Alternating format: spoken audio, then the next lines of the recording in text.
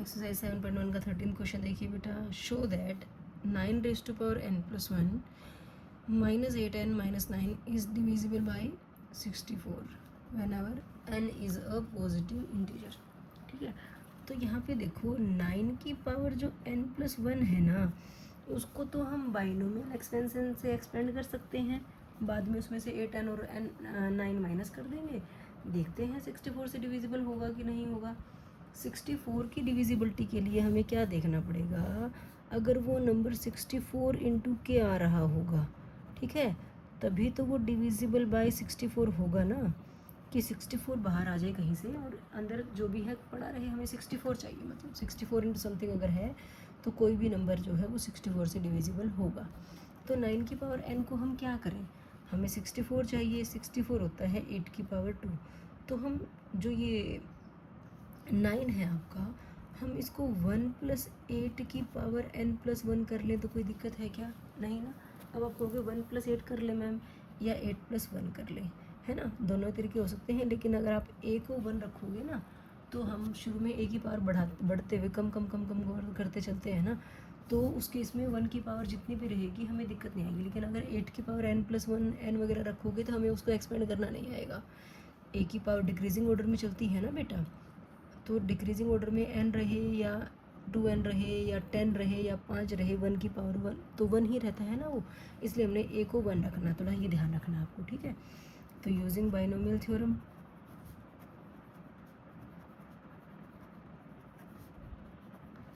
One plus 8 की power n plus 1 कितना होगा हमारे पास, n प्लस 1 C0, 1 की पावर n प्लस 1, ठीक है, प्लस n प्लस 1 C1, 1 की पावर कितने रह जाएगा, n रह जाएगा, और 8 की पावर 1 हो जाएगा। ठीक है, फिर n प्लस 1 C2, 1 की पावर n माइनस 1, 8 की पावर 2 हो जाएगा। ऐसे एक्सपेंड करते करते या एक और लिख लेते हैं, n प्लस 1 C3, 1 की पावर n माइनस 2, 8 की पावर 3।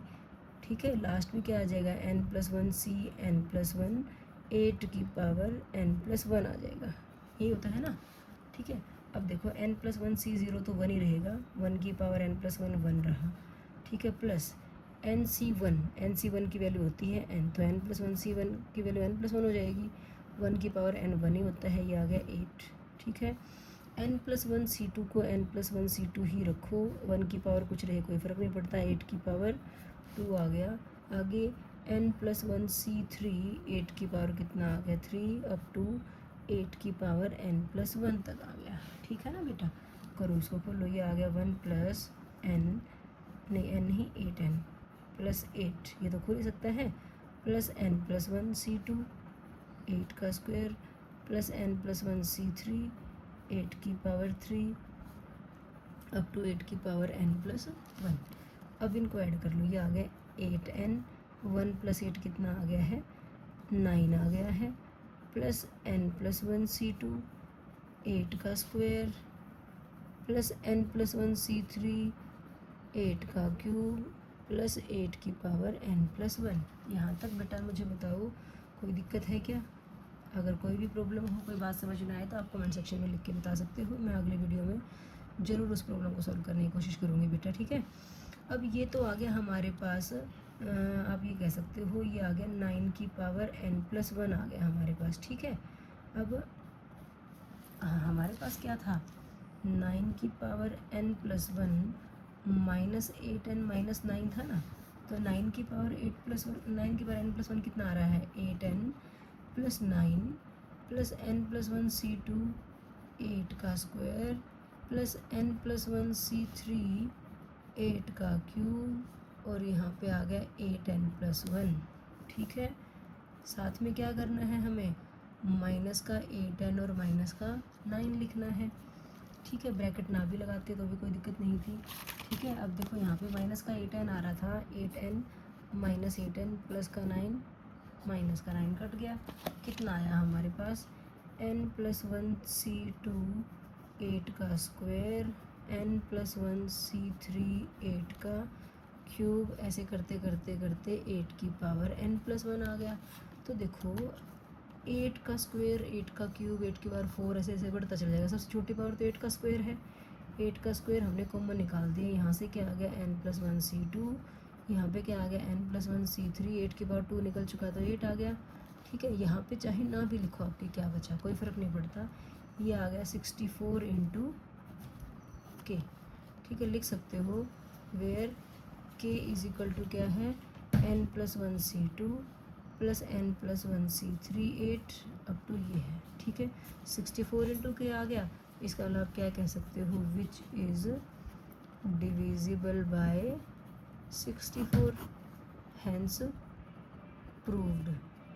यही हमें प्रूव करना था ना कि क्या ये नंबर जो दे रखा था ये 64 से डिविजिबल है या नहीं है। तो 9 की पावर n+1 था बेटा, उसको हमने 1 + 8 की पावर n+1 किया, बाइनोमियल एक्सपेंशन से एक्सपेंड कर दिया।